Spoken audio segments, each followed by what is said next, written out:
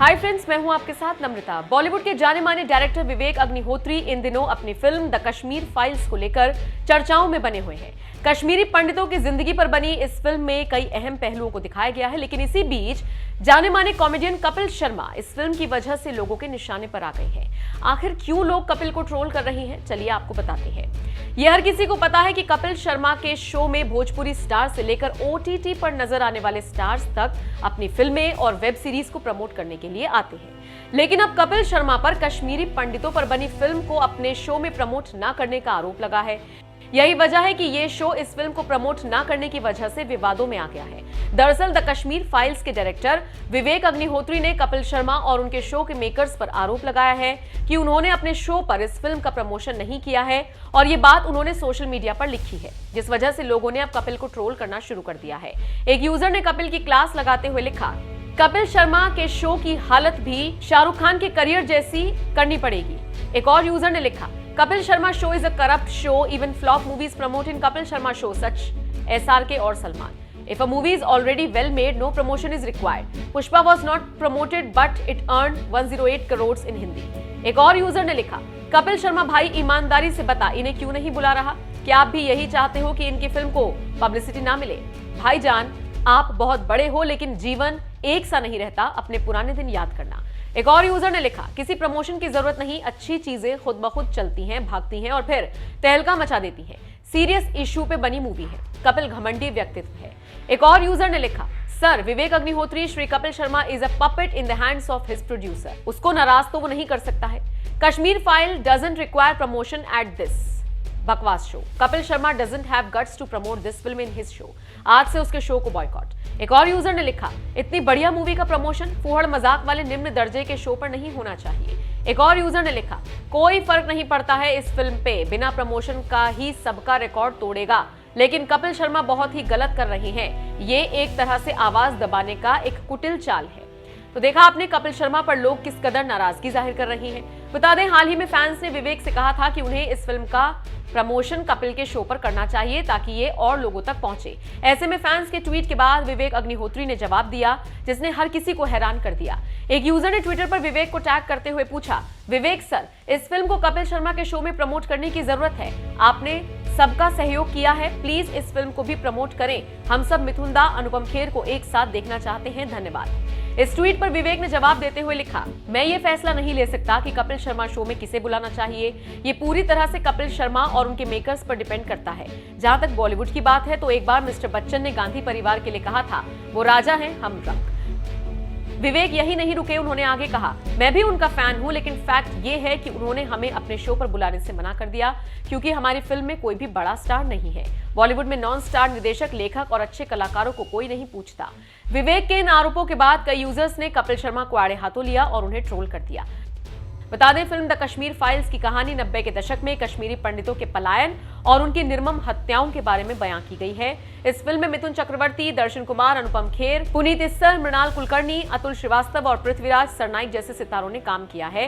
ये फिल्म 11 मार्च 2022 को सिनेमाघरों में रिलीज होगी। वैसे आपका इस खबर पर क्या कहना है, कमेंट करके जरूर बताएं। सर, पहले तो ये कहना चाहूँगा कि इतनी फिल्मों का हिस्सा रहने के बाद इतनी कामयाब फिल्म में काम करने का ये फिल्म जरूर आपके लिए खास होगा और सबसे खास होगा, क्योंकि ये रियल लाइफ से कनेक्ट करता है आपको। मैं पिछले 10 साल से मैंने काम कम कर दिया था, बिकॉज मैं पहले तो इसी वजह से 522 फिल्में कर चुका हूँ, इतनी फिल्में की हैं।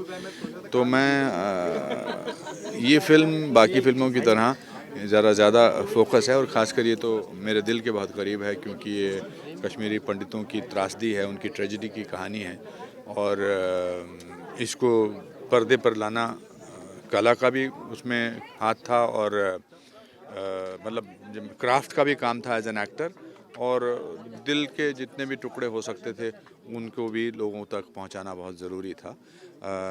ये इस ट्रेजेडी का जो 400,000 लोगों को या 4 लाख 5 लाख लोगों को 19 जनवरी 1990 को अपने घरों से निकलना पड़ा, और पिछले 32 साल से उनको कोई न्याय नहीं मिला है, तो कभी कभी उस ट्रेजेडी को देखकर पर्दे पर एक थोड़ा सा मरहम का काम होता है। वो जो उनके साथ हुआ वो तो वापस नहीं आ सकता। जिनके अपने लोग चले गए, जिन औरतों का रेप हुआ, जिन लोगों का मर्डर हुआ या जिनको घर से निकाल दिया गया, वो तो वापस नहीं आ सकता है। लेकिन उनकी ट्रेजेडी जो है वो लोगों तक पहुंचेगी, इससे थोड़ा सा लगता है कि चलो हमारे साथ कोई हमदर्दी दिखाने वाला होगा।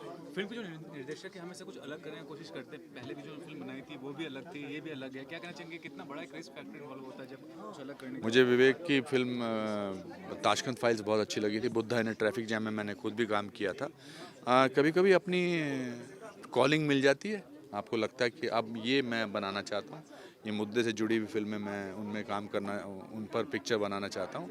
I think Vivek Ranjan Agnihotri has got his calling, he has found his niche, he has found his truth, and that's very very very powerful. Sir, अगर आपके कैरेक्टर की बात की जाए, सबसे ज़्यादा डिफिकल्ट पार्ट क्या कुछ रहा है ये जानना चाहिए। You see, just because आप कैरेक्टर की भावनाओं को महसूस कर सकते हैं, पर उसको उसी हिसाब से दर्शाना बहुत मुश्किल होता है। क्योंकि जो महसूस किया हो उसका दर्द तो एक इंडिविजुअल को महसूस होता है, लेकिन वो करोड़ों लोगों को कैसे महसूस होगा उसके लिए कला की ज़रूरत पड़ती है। तो इसमें दोनों को, जो कैरेक्टर का नाम है पुष्कर नाथ है, जो मेरे फादर का भी नाम था, दोनों को जोड़कर लोगों तक पहुंचाना और अपने दर्द को छुपा कर रखना, वो बड़ा मुश्किल था। बट काम मुश्किल ना हो तो उसको करने का फ़ायदा क्या अगर ना हुआ तो। सर, आपसे और एक बात जानना चाहूँगी, जिस तरह से आपने ये कश्मीर फाइल में पूरी ये जो मतलब रिसर्च किया है, आपने सारी सच्चाई को आपने दर्शाने की कोशिश की है, जानना ये चाहूँगी कि कहाँ पे आपको लगता है कि सबसे ज़्यादा फॉल्ट यहाँ पे है, इसलिए ये घटना हुई, किसकी फॉल्ट लगती है? कभी कभी सच्चाई को दिखाने में एज इट इज़ उसमें किसका फॉल्ट रहा, किसकी परेशानी थी, वो लोगों को डिसाइड करना चाहिए। हम तो कहानी के पात्र हैं और हमने कहानी को दिखा दिया। पूरी दुनिया जानती है कि किसके terrorism is the biggest enemy of human beings, of human kind, of world today. और यही टेररिज्म का ये जो थे, ये शिकार हुए ये कश्मीरी पंडित। एक वरना कश्मीर जो है वो उसका कश्यप, ऋषि कश्यप के नाम से उस पर रखा गया है, और धीरे धीरे करके सब लोग वहाँ से निकाल दिए गए हैं। तो आई थिंक टेररिज्म ने हर किस्म के इंसान को, हर किस्म के धर्म को नुकसान पहुंचाया है, न केवल पंडितों को, ब्राह्मणों को या हिंदुओं को, पर उसमें मुसलमान को भी काफ़ी टेररिज्म के शिकार हुए हैं, काफ़ी उनकी भी जानें गई हैं। सरदारों को अभी भी कश्मीर में कितने लोगों ने मुसलमानों को ही मारा है, कितने सरदारों की रिसेंटली हत्या की गई है। तो biggest enemy of today's world is terrorism.